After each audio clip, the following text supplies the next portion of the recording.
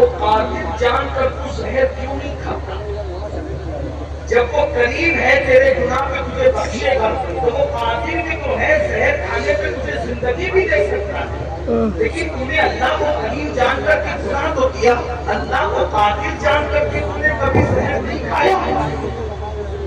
آدم و حوا سے کپڑے واپس لے لیے گئے، اور اس کے بعد غیرت کا عالم یہ ہے کہ 200 سال تک کی آدم علیہ السلام و تسلیم 200 سال تک اللہ کو پکارتے رہے، دعا کرتے رہے، مگر غیرت کا عالم یہ ہے کوئی جواب نہیں دیا۔ 200 سال تک جواب، معصوم کو جواب نہیں دیا غیرت کی وجہ سے۔ ہم کیا سیکھ رہے ہیں؟ کچھ سیکھیے نا، کچھ توجہ کیجیے نا۔ ہم کہتے ہیں ہم عاشق رسول، ہم عاشق رسول، ہم عاشق رسول۔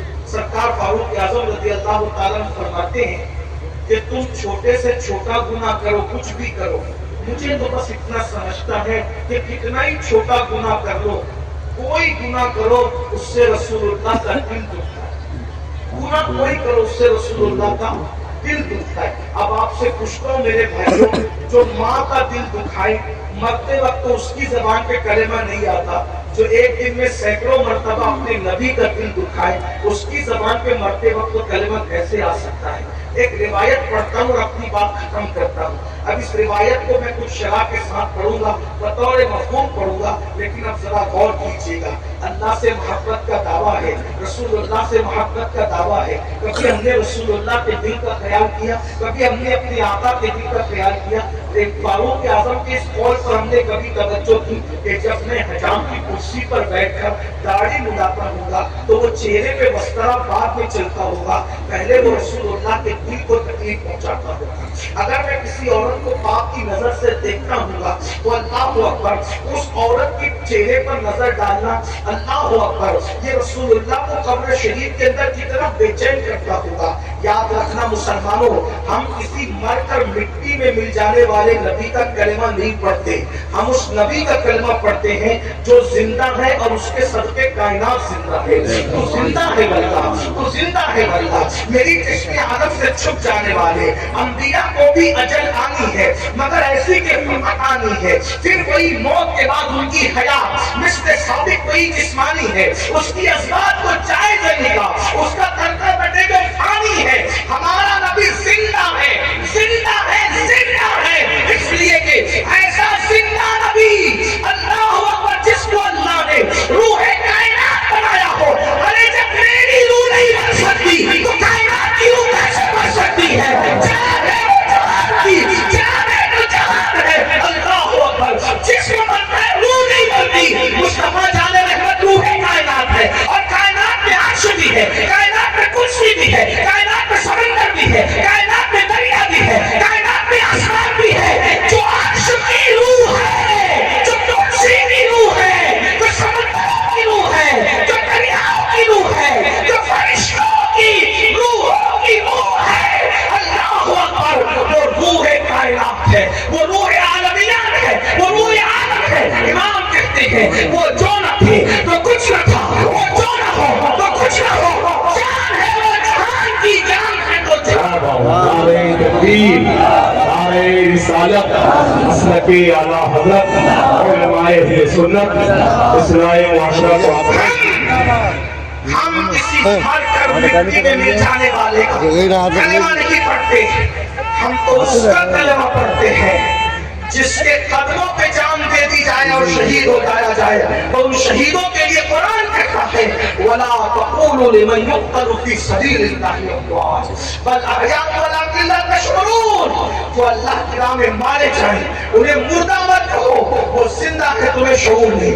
ان کے نام پہ جو مر جائے وہ زندہ ہے، ان کے نام پہ جو مر جائے وہ زندہ ہے۔ تو نام والے کی شان کا عالم کیا ہوگا؟ تو ہم زندہ نبی کا کلمہ پڑھتے ہیں، اور ہر وقت ہم رسول اللہ کی نگاہوں میں ہیں، ہر وقت ہم حضور کی، ہم جو کرتے ہیں حضور اللہ کے اذن سے، اللہ کی عطا سے، ہمارے اللہ کے بتائے سے حضور سب کچھ جو اللہ دکھاتا ہے سب دیکھتے ہیں، جو سناتا ہے سب سنتے ہیں۔ کچھ لوگوں کو اگر ہضم نہ ہو تو قرآن پیش کر دو، کیونکہ ہم جتنا قرآن پیش کر سکتے ہیں اہل سنت، اتنا کوئی نہیں پیش کر سکتا، کیونکہ ہماری کڑیاں قرآن مقدس کی 1450 سال پرانی جڑی ہوئی ہے۔ ہم 1857 کے بعد کے لوگ نہیں ہیں، انگریزوں کی مدد کی پیداوار نہیں ہے، ہم مصطفیٰ جان رحمت کی امداد والے ہیں۔ الحمدللہ تعالی ہم 1857 بعد والے لوگ نہیں ہیں۔ الحمدللہ ہماری کڑیاں صحابہ سے جڑتی ہے، اسی لیے ہمارے پاس حدیث کا خزانہ، قرآن کا خزانہ 1450 سال پرانا ہے۔ ہمیں کوئی نئے خزانے کی تلاش کی ضرورت نہیں ہے، ہمیں کسی جستجو کی ضرورت ہے۔ بہرحال میرا عنوان وہ نہیں، لیکن آپ کی توجہ چاہتا ہوں۔ قرآن میں بتایا سورۃ النمل کے اندر کہ 3 میل دور کے فاصلے سے چونٹی نے سلیمان علیہ السلام کو دیکھا۔ ابھی میں سلیمان علیہ السلام کی بات نہیں کر رہا ہوں، چونٹی نے سلیمان علیہ السلام کو دیکھا۔ آپ نے کبھی دیکھا چونٹی کی آنکھیں کتنی بڑی ہوتی ہیں؟ کبھی دیکھا؟ چونٹی اتنی باریک سی ہے کہ 2 انگلیوں کے درمیان مسل دو تو پتہ نہ چلے کہ اس کا وجود کہاں گیا، تو اس کی آنکھیں کتنی باریک ہو۔ جب اللہ چونٹی کو دکھانے پر آئے تو 3 میل کے فاصلے پہ دکھا دیتا ہے۔ جب مخلوق میں ذلیل مخلوق کو دکھانے کا، پتلی دبلی اور انتہائی باریک سی مخلوق کو دکھانے کا یہ حال ہے، تو جس کو محبوب بنایا ہوگا اس کو کتنا دکھاتا ہوگا؟ ارے جس کو اپنا آپ دکھا دیا پھر اس سے چھپایا کیا؟ لوگ کم از کم اس پر تو توجہ کرے نا، جس کو اپنا آپ دکھا دیا اس سے چھپایا کیا ہوگا؟ جس سے خود بے حجاب ملتا ہے کہ کون سی چیز کو حجاب میں رکھا ہوگا۔ اسی لیے تو یار لوگ کہتے ہیں کہ معراج پر خدا کو دیکھنے نہیں گئے تھے، جبریل کو دیکھنے گئے تھے۔ ہم کہتے بادلوں جو خاتم کو دیکھنے جائیے، کون سی معراج ہے؟ خاتم کو دیکھنے کو معراج نہیں کہتے، بلکہ خدا کے دیکھنے کو معراج زندہ باد نعرہ تکبیر، نعرہ رسالت، مسلک اعلیٰ حضرت علماء اہل سنت، عرس اکبری زندہ باد۔ رہی بات جبریل کو دیکھنے کی، تو جبریل کو خود ہی بار بار آتا۔ میرے امام کے چھوٹے بھائی کہتے ہیں دل آئے یار، ان کو چین آ جاتا اگر بار بار آتے نہ یوں جبریل سدرا چھوڑے۔ جبریل کو وہ دیکھنے کیا جائیں گے، جبریل سدرا چھوڑ کے انہیں دیکھنے آتے۔ یا اللہ کوئی کام دے دے، اسی بہانے مدینے جاؤں اور آمنہ کے لال کے رخ انور کو تکوں۔ چمن طیبہ ہے یہ بات کہ مرد سدرا بس وہ جگہ ہیں جہاں بلبلے شیدا ہو کر۔ بلکہ ایک بات یاد آ گئی تو کروں، ایک دن حضور نے کہا کہ جبریل تم آتے ہو انسانی شکل میں آتے ہو، کبھی اپنی اصلی شکل تو دکھاؤ۔ کہا حضور آئیے گا، رات کے وقت تو جنت البقیع میں، بقیع الخلقت جس کو کہتے ہیں مسلمانوں کا قبرستان، حضور گئے تو جبریل کے 600 پر ہے۔ جبریل نے اپنے پر کھولے اور اپنی اصلی حالت دکھائی۔ حضور نے دیکھا اور مسکرائے تو جبریل نے عرض کی یا رسول اللہ میں نے تو اپنی اصلی حالت دکھا دی، آپ بھی اپنی اصلیت دکھا دیجیے۔ میں نے تو اپنا اصلی روپ دکھا دیا، آپ بھی اپنا اصلی روپ دکھائے نا۔ حضور فرماتے جبریل تو نہیں دیکھ سکتا، تجھے ہم دیکھ سکتے ہیں مگر تو ہمیں نہیں دیکھ سکتا۔ کیوں؟ اس لیے کہ جسے کوئی نہیں دیکھ سکتا ہم اس کو دیکھتے ہیں۔ میرے امام کہتے ہیں وہی ہے اول، وہی ہے آخر، وہی ہے ظاہر، وہی ہے باطن، اسی کے جلوے، اسی سے ملنے، اسی سے اس کی طرف گئے تھے۔ تبارک اللہ شان تیری، تجھی کو زیبا ہے بے نیازی، کہیں تو ہو جوش لن ترانی، کہیں تقاضے وصال کے تھے۔ اور اللہ اوپر کیا مزے میں کہتے ہیں اٹھے جو قصر دنا کے پردے، کوئی خبر دے تو کیا خبر دے، وہاں تو جائی نہیں دوئی کی، یہ کہنا تھے ہاں آنے تھے۔ اللہ اکبر کہتے کمال انقا کے چھوٹے نقطوں، کمال انقا کے چھوٹے نقطوں، تمہوں کو لاغر پھیرنے ہو اور مرید کی خیال سے تو پوچھو کدھر سے آئے کدھر گئے۔ زندہ باد حضور کی شان ہے یہ، ہماری نگاہ سے وہ چھپے ہوئے ہیں، ہم ان کی نگاہ سے اللہ جو جو دکھاتا ہے وہ دیکھتے ہیں، جو جو سنواتا ہے وہ۔ جب چوٹی کو اتنا دکھا دے تو محبوب کو کتنا دکھا دے۔ پھر چوٹی نے کہا چوٹیوں بلوں میں گھس جاؤ، کہیں سلیمان علیہ السلام کا لشکر لاشعوری طور پہ تمہیں کچل نہ دے، تو سلیمان سن کر مسکرا دیے۔ ارے جب سلیمان چونٹی کی اتنی سن لیتے 3 میل کے فاصلے سے، جب سلیمان کی طاقت کا یہ عالم ہے تو جانے سلیمان مصطفیٰ جانے رحمت کے کانوں کی طاقت کا عالم کیا ہوگا۔ میرے امام ان کانوں کے بارے میں فرماتے، بڑے مزے فرماتے، کہتے ہیں دور و نزدیک کے سننے والے وہ کان، دور و نزدیک کے سننے والے وہ کان، کان لالے کرامت کے لاکھوں سے، ان کے کان نہیں ہے صرف بلکہ وہ کرامتوں کی کان ہے۔ علم والے اس کان کو سمجھتے ہیں، ایک کان کہتے اس کو کان، یہ کان، اور ایک کان کہتے کھدان کو۔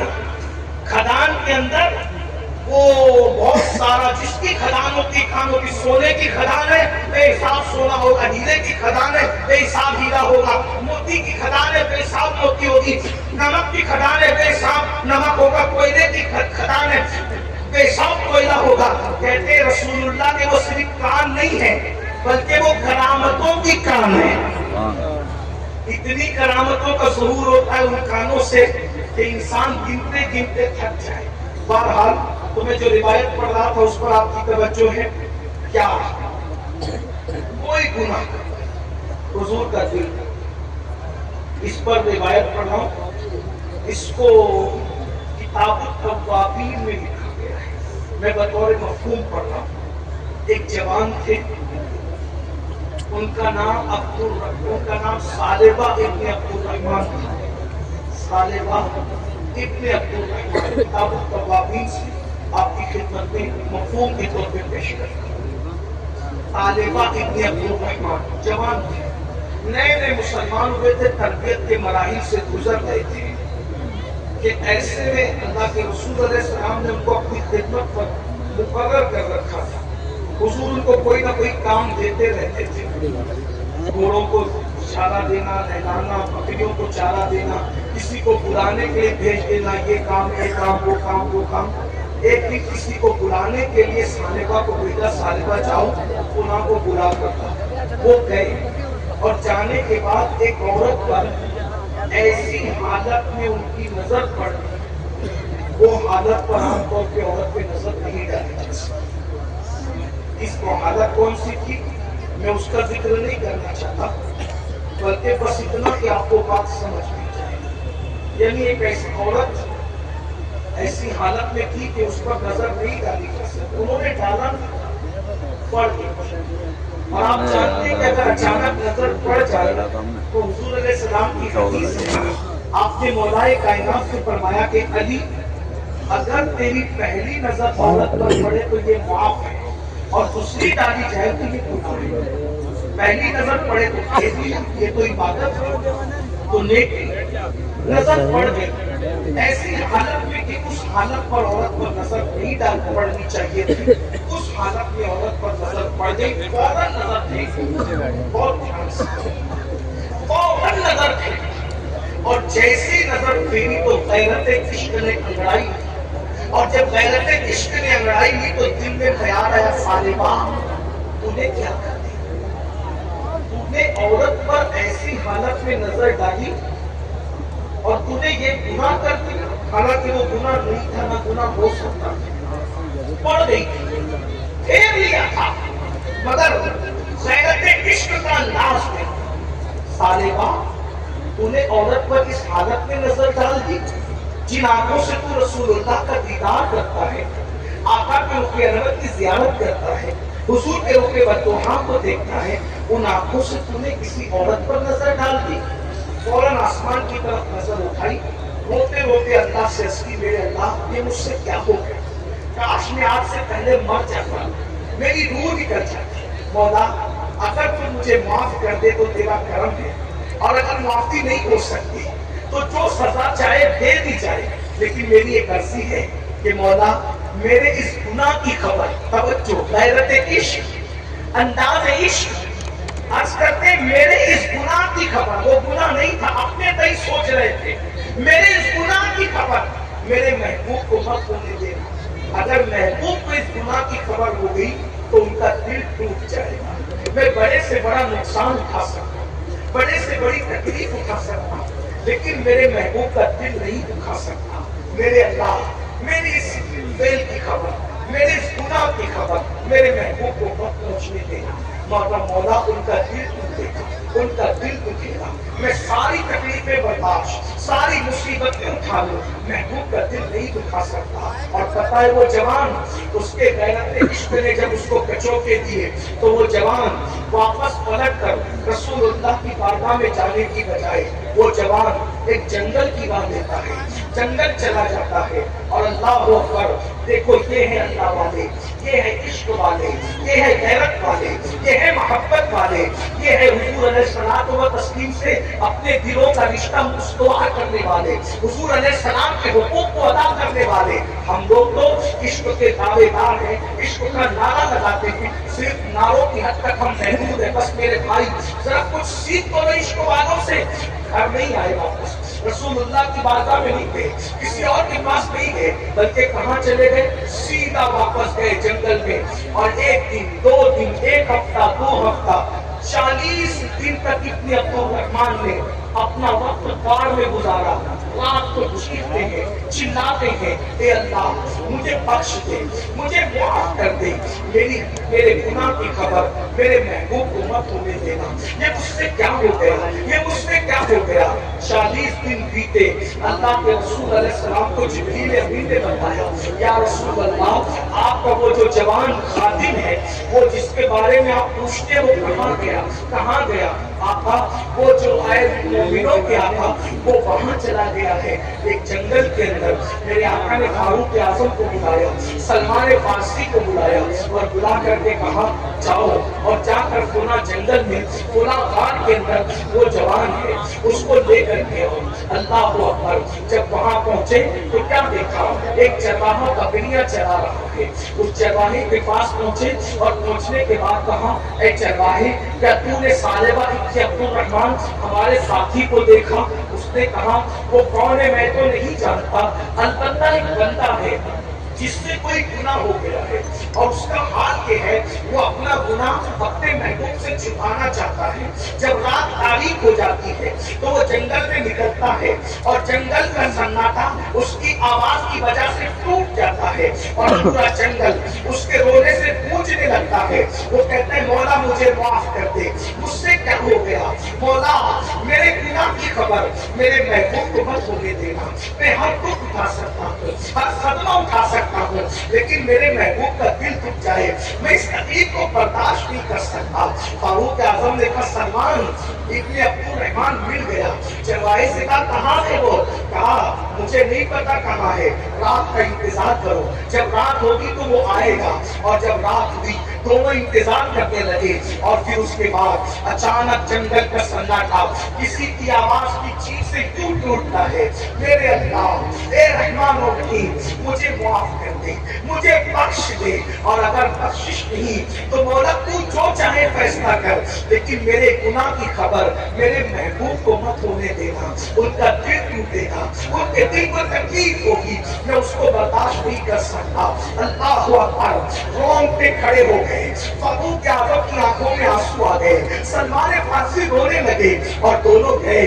جا کر کے دیکھا تو یقیناً وہ ثعلبہ ابن عبدالرحمن کو لپٹا لیا، فاروق اعظم سے لپٹ گئے۔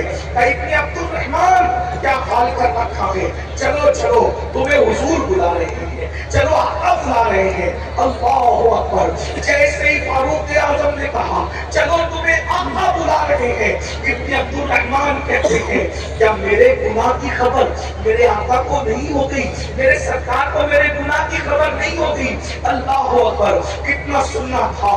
فاروق اعظم نے کہا ابن عبدالرحمن مجھے نہیں پتا حضور کو کیا خبر ہوئی، مجھے نہیں پتا، حضور نے حکم دیا سلمان کو اور مجھے ہم تمہیں لینے آئے ہیں، چلو چلو حضور بلا رہے ہیں۔ کیا حال بنا رکھا ہے، 40 دن سے تم غار میں پڑے ہو، نہ سونا ہے، نہ کھانا ہے، نہ پینا ہے، نہ کسی سے ملنا جلنا ہے، ایک نہ کردہ گناہ کا احساس کسی عاشق کو اتنا بے چین کرتا ہے۔ اے عاشقان رسول کہلانے والوں، نبی کے نام پہ جان دینے کی بات کرنے والوں، بتاؤ گندی فلمیں دیکھ کر کبھی احساس ہوا کہ ہم گندی فلم دیکھ رہے حضور کے دل پہ کیا گزر رہی ہوگی؟ ہم سود کے دھندے کر رہے حضور پہ کیا گزر رہی ہوگی؟ ہم نمازوں کو ترک کر رہے حضور کی آنکھوں کی ٹھنڈک چھوڑ دیا, حضور پہ کیا گزر رہی ہوگی, ہم نے آنکھوں کو آوارہ کر دیا, حضور پہ کیا گزر رہی ہوگی, کبھی سوچا کبھی غور کیا.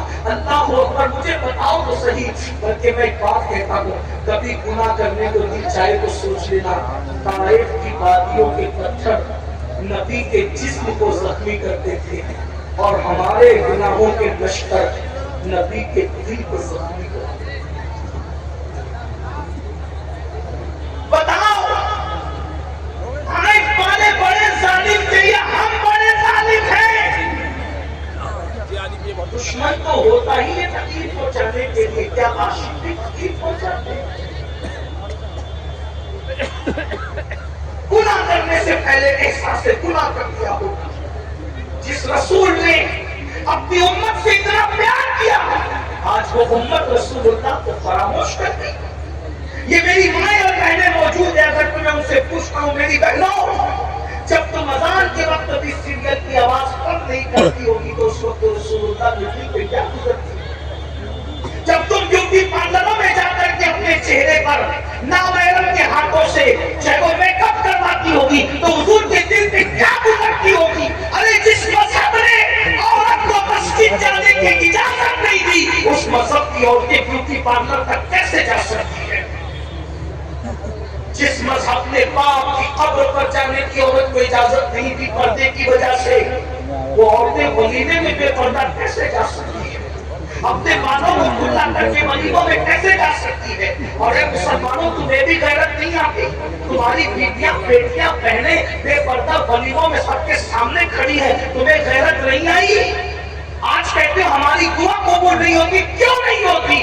اللہ کے رسول فرماتے ہیں شب معراج میں نے جنت کے دروازے پر ایک عبارت لکھی ہوئی دیکھی, اس پہ لکھا تھا جنت دیوسوں پر حرام کر دی گئی, جنت دیوسوں پر حرام کر دی گئی. صحابہ نے پوچھا حضور دیوس کون ہے؟ فرمایا جس گھر کی عورتیں بے پردہ گھومیں اس گھر کے مرد منع نہ کرے بے حیائی پر, وہ دیوس ہے, دیوس. اللہ نہ ان کی نمازیں قبول کرتا ہے, نہ دعائیں قبول کرتا ہے, نہ فرض قبول کرتا ہے, نہ نفل قبول کرتا ہے. اللہ نے ان پر جنت بھی حرام کی, جنت کی خوشبو بھی حرام کی. آج ہمارے گھر میں ہے پردے کا ماحول. آج تو پاکستانی سیریلوں کے طرز پر ہمارے یہاں شادیاں ہو رہی ہے, اسٹیج کے اوپر جیسے پیر صاحب اور ہمیں کرسی پر بیٹھے ہوئے, اسی طریقے سے اب یہ بدعت بھی سامنے آئی کہ اللہ اکبر, ایک ہی کرسی پر سب کو بٹھایا جاتا ہے اور اس کے بعد دولہے کے دوست دلہن سے آ کر مصافحہ بھی کرتے ہیں, اور کہیں تو صرف مصافحہ ہوتا ہے, کہیں تو گلے بھی لگا جاتا ہے. انا للہ و انا الیہ. جس مذہب نے چچا کے بیٹے چچا زاد بھائی سے پردہ فرض کیا تھا, جس مذہب نے ماموں زاد بھائی سے پردہ فرض کیا تھا, جس مذہب نے خالہ زاد بھائی پر سے پردہ فرض کیا تھا, جس مذہب نے مسجد کے امام سے پردہ فرض کیا تھا, جس مذہب نے متقی پیر و مرشد سے پردہ فرض کیا تھا, حتیٰ کہ رسول اللہ کے سامنے پردے کے حکم کے بعد عورتیں بے پردہ نہیں آ سکتی تھی. آج اس مذہب کے ماننے والی بیٹیاں شادی کے موقع پر دولہے کے دوستوں کے ہاتھ ملا رہی ہے. غیرت کہاں چلی, غیرت کہاں مر گئی؟ مسلمانوں, یوں ہی بربادیاں نہیں آتی, یوں ہی تباہیاں نہیں ہوتی, بلکہ تباہی اور بربادی گناہ کی وجہ سے. جہاں گناہ ہے وہاں فنا ہے. بہرحال میں اپنی گفتگو سمیٹ لوں کہ جس وقت حضرت فاروق اعظم نے کہا کہ سالبہ چلو حضور بلا رہے ہیں, آقا بلا رہے ہیں, تو سالبہ نے کہا حضور کو میرے گناہ کی خبر تو نہیں ہو گئی؟ کہا مجھے کچھ خبر نہیں, تم چلو. عمر ایک احسان کرو, عمر ایک احسان کرو, کیا حضور کی بارگاہ میں ایسے نہیں آ پاؤں گا. ذرا دھیان سے سنو کیا کہہ رہے ابن عبد الرحمن, کیا کہہ رہے ابن عبد الرحمن, کیا کہہ رہے میں حضور کی بارگاہ میں ایسے نہیں آ پاؤں گا, میری ہمت نہیں آنے کی. حضور کو منہ کیا دکھاؤں, آقا کو منہ کیا دکھاؤں گا کہ میں نے اتنا بڑا گناہ کر لیا اور حضور کے سامنے منہ لے کے. بھائی وہ گناہ نہیں ہے, نہ کرتا جرم کا احساس کتنا تڑپا رہا ہے۔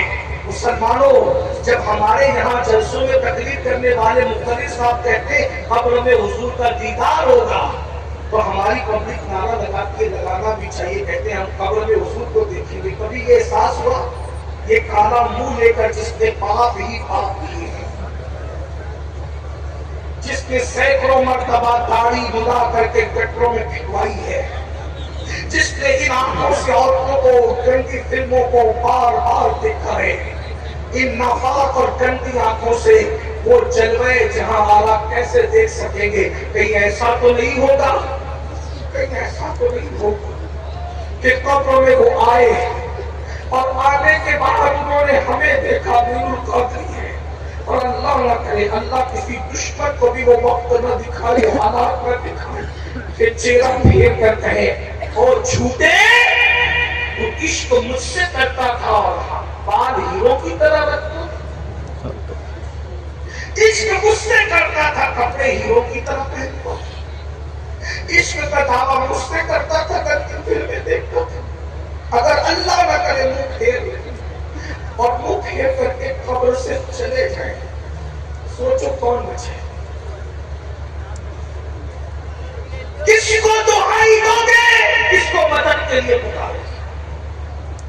ارے وہاں تو ماں باپ کی بھی نہیں چلنی، ان کے سوا رضا کوئی حامی نہیں جہاں گزرا کرے بسر پہ کدھر کو خبر نہ۔